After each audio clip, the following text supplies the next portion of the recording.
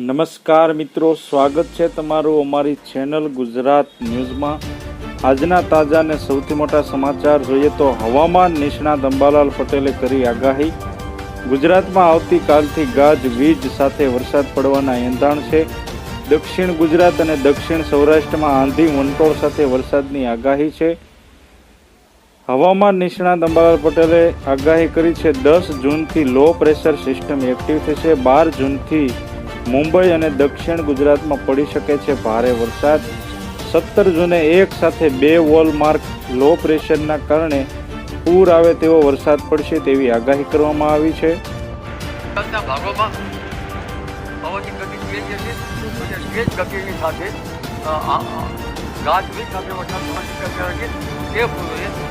લગભગ ઉત્તર પશ્ચિમ રાજસ્થાનના ભાગોમાં લગભગ 60 થી 70 કિલોમીટર ઝડપે વિન્ડ ગસ્ટ રહે છે। આપણે અહીં પણ વિન્ડ ગસ્ટ છે, પરંતુ તારીખ 9મી તારીખે લગભગ ગુજરાતના ભાગોમાં હેક્ટાપાસ્કલ એટલે હવાના દબાણો આવી સ્થિતિ જ્યારે થાય ત્યારે આંધી વંટોળનું પ્રમાણ વધતું હોય છે, કારણ કે લો પ્રેશર જ્યારે 11 મિનિટ બાદ ઓછું છે।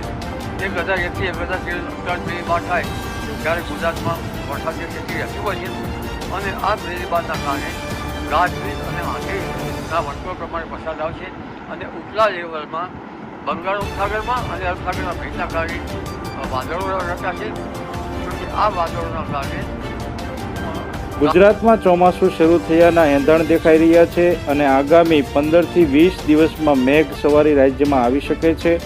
તેવામાં પ્રી મોન્સૂન એક્ટિવિટી સ્વરૂપે વાવણી યોગ્ય વરસાદ પણ કેટલાક વિસ્તારોમાં પડી શકે છે। જોકે આ વરસાદ બાદ ખરેખર ખેતી કરવી જોઈએ કે નિયમિત ચોમાસાની શરૂઆતની રાહ જોવી, અંબાલાલ પટેલે આખું ગણિત સમજાવી દીધું છે। ગરમીથી આંશિક રાહત વચ્ચે રાજ્યના કેટલાક વિસ્તારોમાં વાદળો દેખાવાના શરૂ થઈ ગયા છે। તેવામાં જો તો પ્રી મોન્સૂન વરસાદ થાય તો આ વખતે તમારે વાવણી કરી દેવી જોઈએ કે નહીં?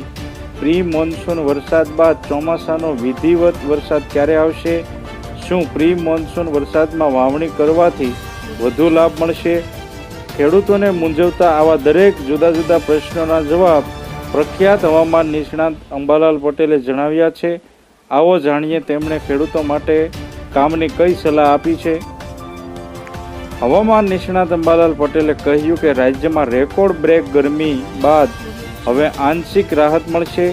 પવનની દિશા બદલાતા ભેજનું પ્રમાણ વધ્યું છે તેમજ અનેક વિસ્તારોમાં વાદળછાયું વાતાવરણ જોવા મળી રહ્યું છે। રાજ્યના કેટલાક વિસ્તારોમાં હવે ધીરે ધીરે આંધી વંટોળનું પ્રમાણ વધતું જોવા મળશે અને સાથે સાથે વરસાદી ઝાપટા પણ પડી શકે છે। આ વરસાદી ઝાપટા જો વાવણીમાં યોગ્ય વરસાદ પડી જાય તો પણ તેને પ્રી મોન્સૂન એક્ટિવિટીઝ કહેવામાં આવશે અને આ સમય દરમિયાન ખેડૂતોએ વાવણી કરવી કે નહીં તે વિશે અંબાલાલ પટેલે ખૂબ જ સ્પષ્ટ વાત કરી દીધી છે।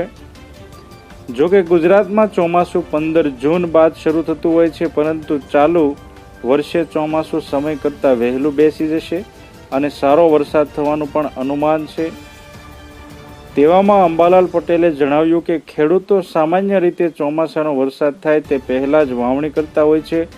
જોકે ચાલુ વર્ષે પણ નિયમિત ચોમાસા પહેલાં પણ વરસાદ થશે એટલે 4 જૂન સુધીમાં પ્રી મોન્સૂન એક્ટિવિટી થશે અને વરસાદ થવાનું અનુમાન છે અને ત્યારબાદ 7 થી 14 જૂન ચોમાસાનો વરસાદ થવાની શક્યતા છે। પરંતુ ખેડૂતો સારા પાક માટે રોહિણી નક્ષત્રમાં વાવણી કરતા હોય છે। જ્યારે રોહિણી નક્ષત્રમાં વરસાદ સાથે પવન વધુ રહેતો હોય જેના કારણે ભેજ ઉડી જાય છે। ચાલુ વર્ષે પણ રોહિણી નક્ષત્રમાં વરસાદ થશે અને ભારે પવન ફૂંકાશે એટલે પિયતની વ્યવસ્થા હોય તો વાવણી કરવી જોઈએ, નહીં તો ચોમાસાના નિયમિત વરસાદની રાહ જોવી જોઈએ। અન્યથા જો કોઈ કારણે વરસાદ ખેંચાય તો ખેડૂતો પોતાને થતા નુકસાનથી બચી શકે। આથી જો તમે અમારી ચેનલમાં નવા છો તો અમારી ચેનલને સબસ્ક્રાઈબ કરી લેજો, જેથી તમને અમારા નવા વિડીયોની માહિતી મળતી રહે।